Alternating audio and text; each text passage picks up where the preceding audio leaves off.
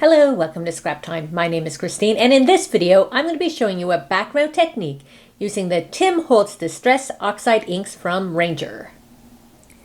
The Distress Oxide inks are now available, and right off the bat, you can tell the difference between these and the regular Distress inks because they have sort of the gray plastic and the other inks are black. So when you're shopping quickly, that's how you'll be able to tell the difference, as well as the fact they say Oxide right on the label. They're currently available in these 12 colors, but I am sure unofficially, of course, that there's a good chance they'll be bringing out more colors maybe next year, whenever they do, because I think they've gone over really well. So I like to use these. A bit of the background. Distress inks are a dye-based. Distress oxides are a hybrid of dye and pigment inks. Now, because there's some pigment in there, you can now layer colors rather than just blend the colors. And that's what makes these inks a little different. They still have the same felt pad as the Distress inks. So even though there's some pigment ink in there, instead of being a foam pad, it's still a felt pad. So I'm going to push them aside and show you some things I was playing around with. So as I was mentioning how now you can layer color, I can now layer that orange on top of the green and blue, and it doesn't just sort of blend in when you use the dye inks. And so I was really playing around with using opposite colors and how they work together. So as you can see, you can really experiment and play and have fun and make some really cool, interesting backgrounds. Right now, I'm just making some backgrounds, but then I can use these bases to do different techniques later as I continue to create.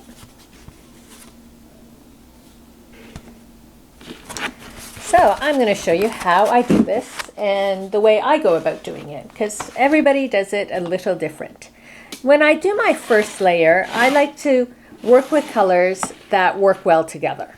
I want that first layer because the colors will blend a bit more, so I like to have colors beside each other on the color wheel. And today I'm going to use, I want a bit of blue also in there. So instead, I'm going to do this. I'm going to use Broken China, Cracked Pistachio, and Fossilized Amber. And so with your color mixing, you know, yellow and blue make green. So these colors will work really great for my base layer. Now you've probably done this technique before. What I do is I put the ink right onto my craft sheet, and I don't overlap the inks. I keep them separate. The yellow will be a little harder to see because it blends into the background. Then you take your water bottle, your spritzer, and you spritz it. Now the first thing you will notice, if Mark can get down on these spritzes, is that they've gone sort of pastel-y. When I put the water in there, instead of going darker, they've gone more of a pastel color, a softer color of the blue and green. So we're going to, maybe a little more water, make a few, and I'm going to take my card. I use watercolor cards, just that's what I like to use, and I can just place it in there. And it's all about layers. So here I have my first layer, so I'm going to dry it like that.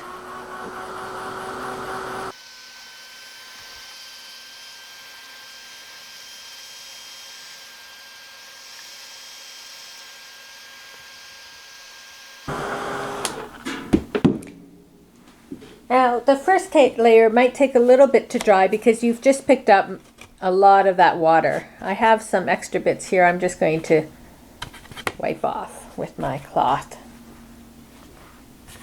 So now I'm going to rotate it. So my yellow was here and here's my yellow. So I'm going to do it this way now so I can get some different colors.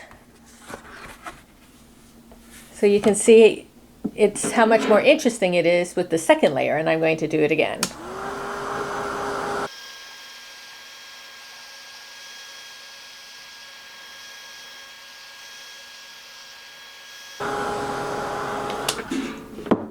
again, there's just some spots that were really wet. I'm just going to take a cloth to those. And I'm going to sort of rotate it again. And now I'm just wanting to pick up a little bit. I don't want big areas. I want some smaller areas. So that yellow up here is sort of starting to pop through the blue and the green.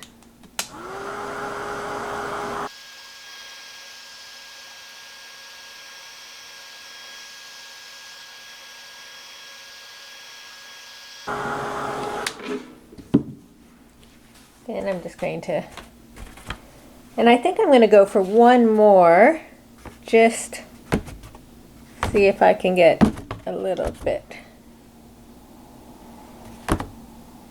I'm just tapping it in my color.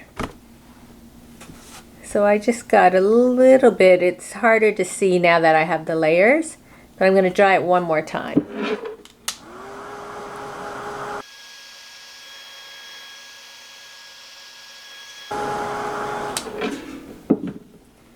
So I'm really liking how it's coming about. You can see that we have different layers and those splatters and that make it interesting. But we're not done yet. However, when I have the ink like this on my table, what I'm going to do is I'm going to spritz it a little more.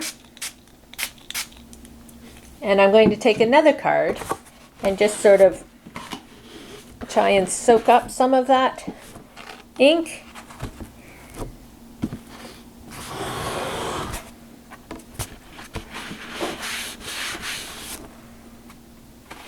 It's a lot softer.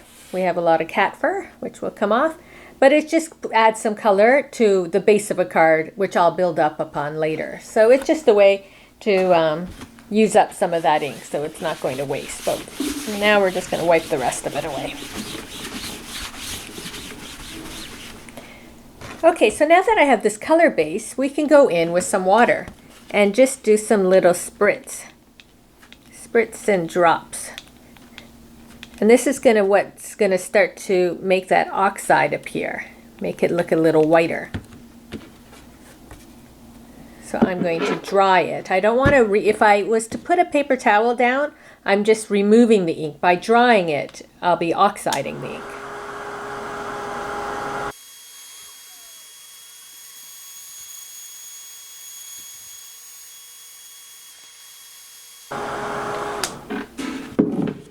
So there's a little bit left over. I'm going to take it off, and you can see when I remove that, it sort of removes the ink. So now my background has even more texture. So now's the time I like to add in the complementary color.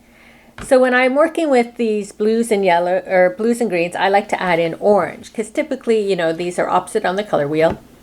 And so that is what's going to make it pop. So I'm going to put orange on my craft sheet, and I'm going to spritz it.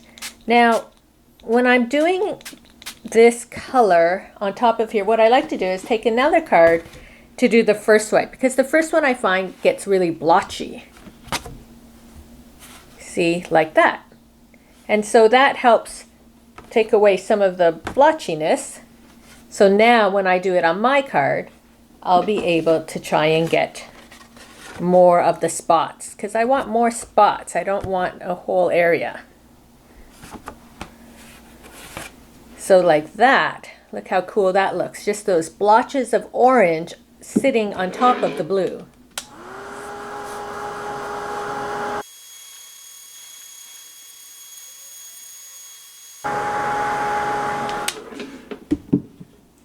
And I can go in and add a little bit more, just because layers are always good, and it's nice in little dots now. So one more drawing.